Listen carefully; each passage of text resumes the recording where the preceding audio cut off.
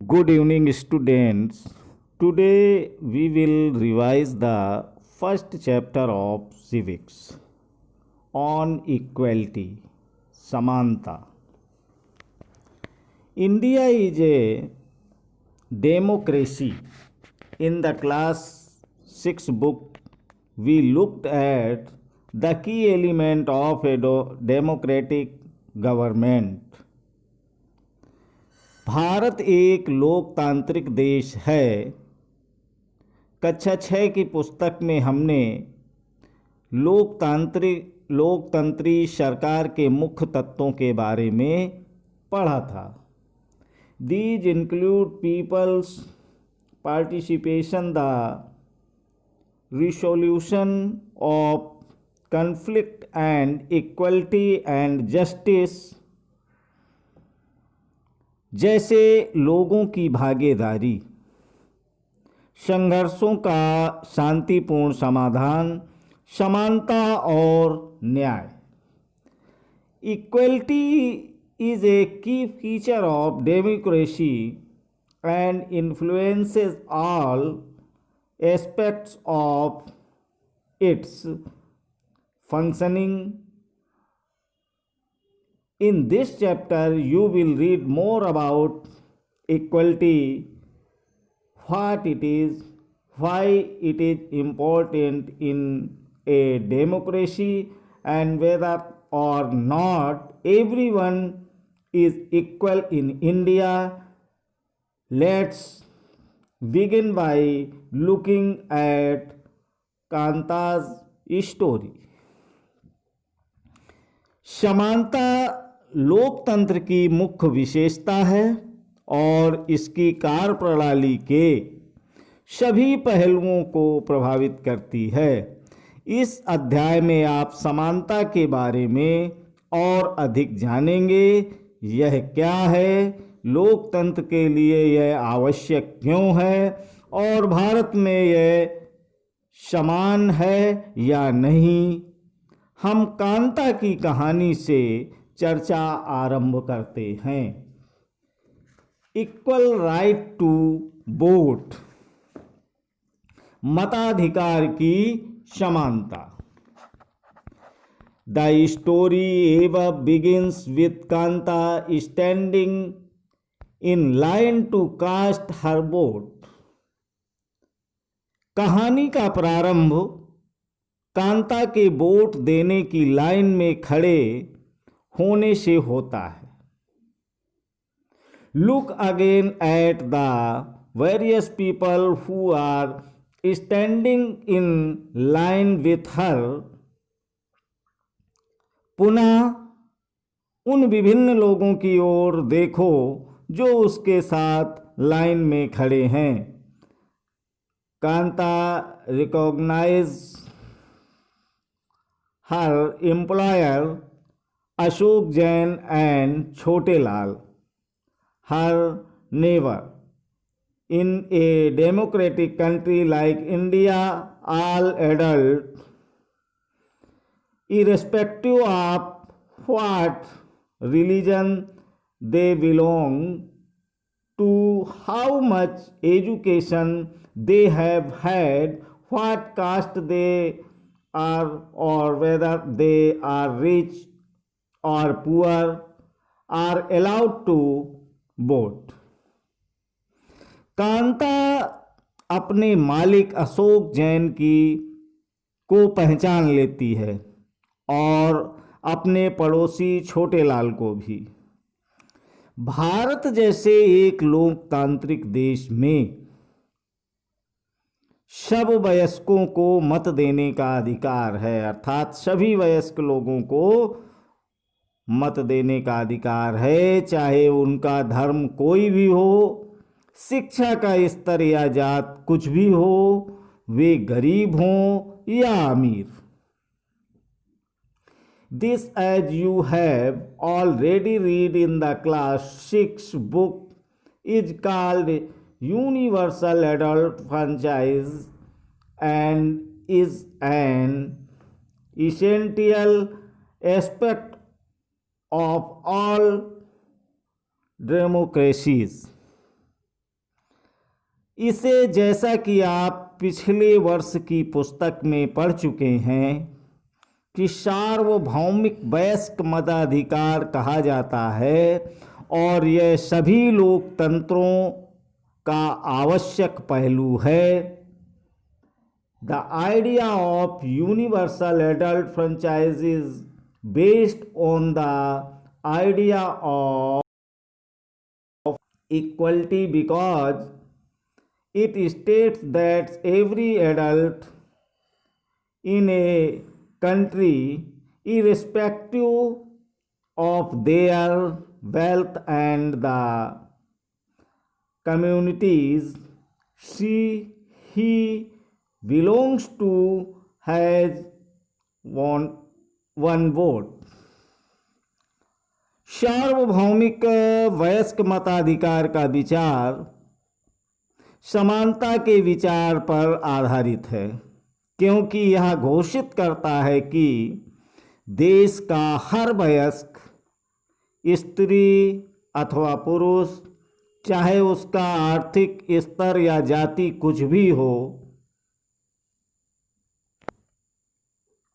एक वोट का हकदार है।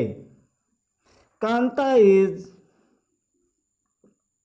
excited to vote and happy that she is equal to all of the other because each of them has one vote. Kanta vote देने के लिए बहुत उत्सुक है और यह देखकर बहुत खुश है कि वह अन्य सबके बराबर है, क्योंकि उन सबके पास भी एक ही वोट है। But as her day goes on, Kanta becomes less certain about what this equality really means. परंतु जैसे जैसे दिन बीतता जाता है, कांता के मन में समानता के वास्तविक अर्थ के बारे में शंका होने लगती है। What it is that makes Kanta unsure? वह क्या बात है कि जिसने कांता के मन में शंका पैदा कर दी?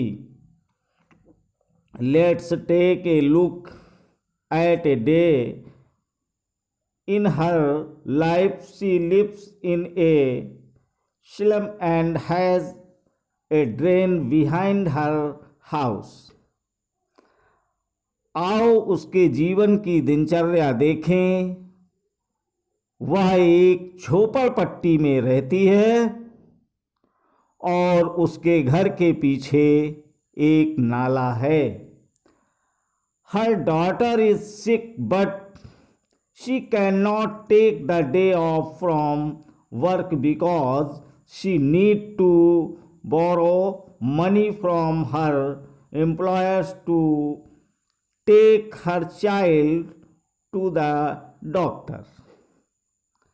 उसकी बेटी बीमार है, परंतु वह अपने काम से एक दिन की भी छुट्टी नहीं ले सकती, क्योंकि उसे अपने मालिक से बच्ची को डॉक्टर के पास ले जाने के लिए पैसे उधार लेने हैं।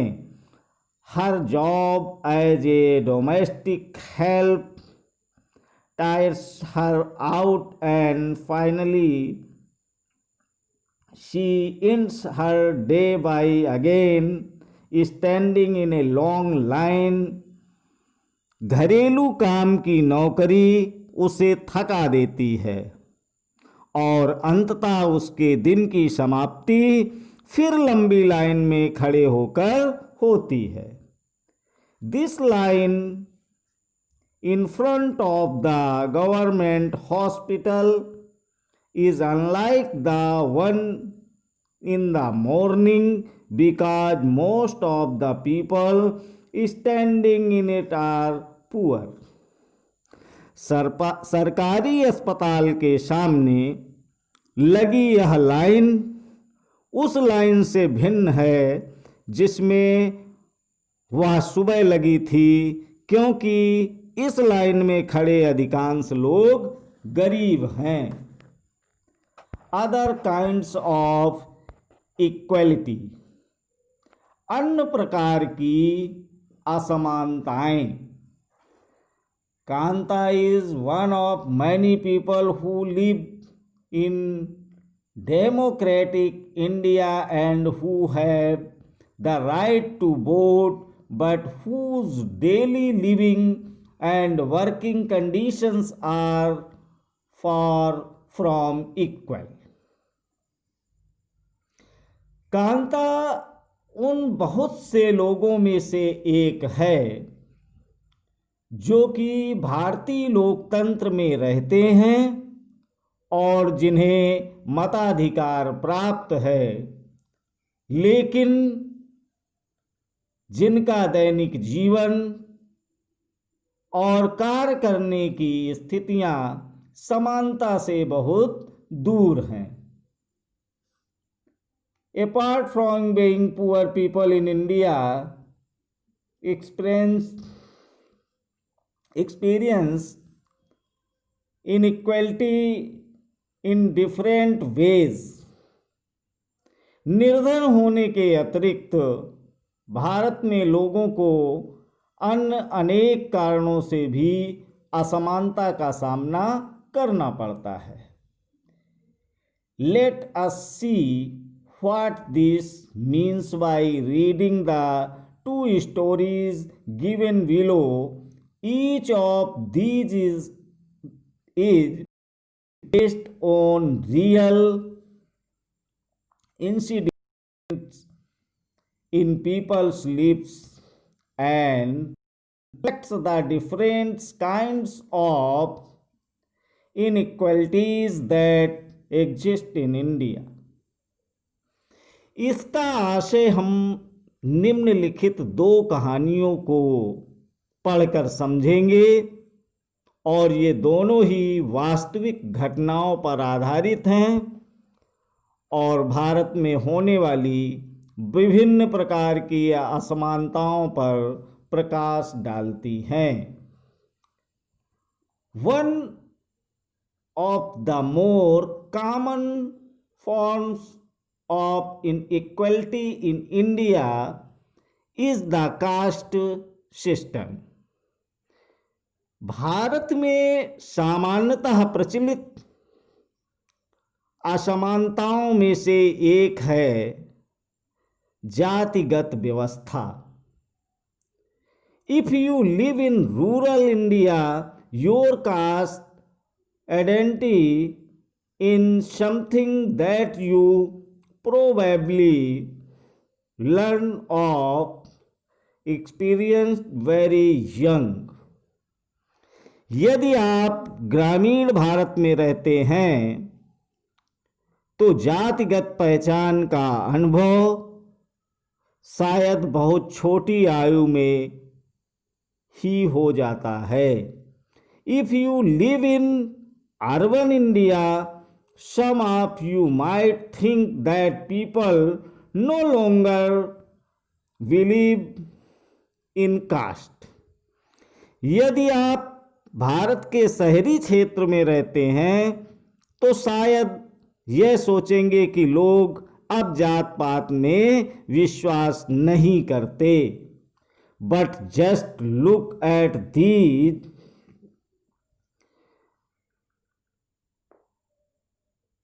Matrimonial shown from a leading English newspaper and you will see how important the issue of caste continues to be in the mind of highly educated urban India. परंतु जरा एक प्रमुख समाचार पत्र के वैवाहिक विज्ञापन के कॉलम को देखिए तो आप पाएंगे उच्च शिक्षा प्राप्त शहरी भारतीय के दिमाग में भी जाति कितनी महत्वपूर्ण है। Now let us read a story about the expenses of A Dalit child attending school. आइए अब एक कहानी स्कूल जाने वाले एक दलित बच्चे के अनुभवों के बारे में पढ़ें। You have already read about Dalits in the class 6 book. दलितों के बारे में आप पहले ही पिछले वर्ष की पुस्तक में पढ़ चुके हैं। Dalit is a term that the so-called lower caste used to address themselves। Dalit एक ऐसा शब्द है जो निचली कही जाने वाली जात के लोग स्वयं को संबोधित करने के लिए प्रयोग में लाते हैं। दलित means broken, and by using this word lower castes are pointing to how they were and continue to be seriously discriminated against। दलित का अर्थ होता है कुचला हुआ या टूटा हुआ, और इस शब्द का इस्तेमाल करके दलित यह संकेत करते हैं कि पहले भी उनके साथ बहुत भेदभाव होता था और आज भी हो रहा है। Om Prakash Valmiki is a famous Dalit writer. In his autobiography Joothan he writes, I had to sit away from the other in the class, and that too on the floor। ओम प्रकाश वाल्मीकि एक प्रसिद्ध दलित लेखक हैं। अपनी आत्मकथा जूठन में वे लिखते हैं, स्कूल में दूसरों से दूर बैठना पड़ता था, वह भी जमीन पर। The mat ran out before reaching the spot I sat on. Sometimes I would have to sit away behind everybody. अपने बैठने की जगह तक आते आते चटाई छोटी बढ़ जाती थी, कभी कभी तो एकदम पीछे दरवाजे के पास बैठना पड़ता था। Right near the door sometime they would beat me without any reason. जहां से बोर्ड पर लिखे अक्षर धुंध से दिखते थे और कभी कभी बिना कारण पिटाई भी कर देते थे।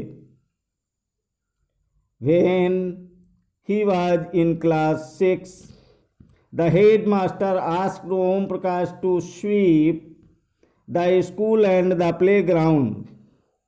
जब वे कक्षा 4 में थे तो प्रधानाध्यापक ने ओम प्रकाश से स्कूल और खेल के मैदान में झाड़ू लगाने को कहा।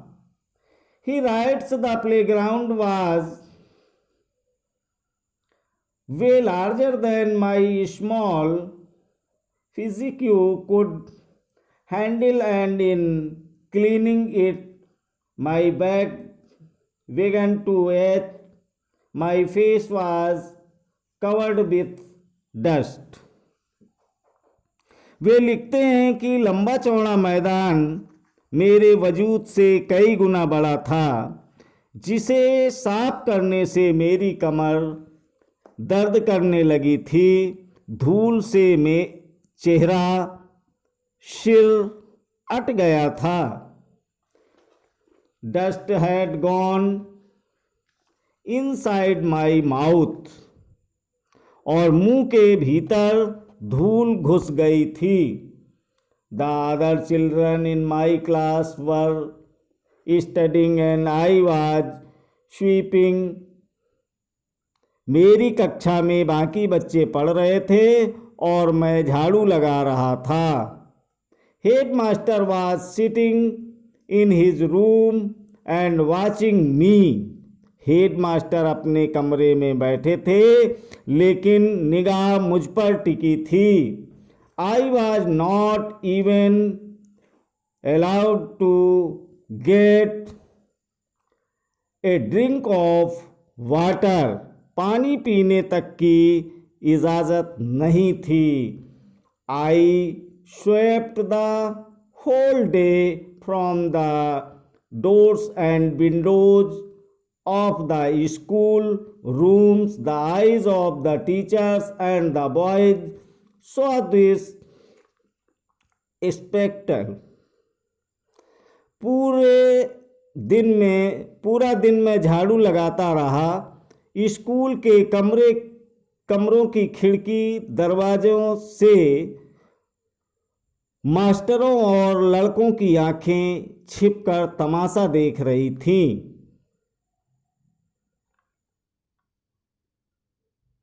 Om Prakash was made to sweep the school and the playground for the next couple of days, and this only come to an end when his father.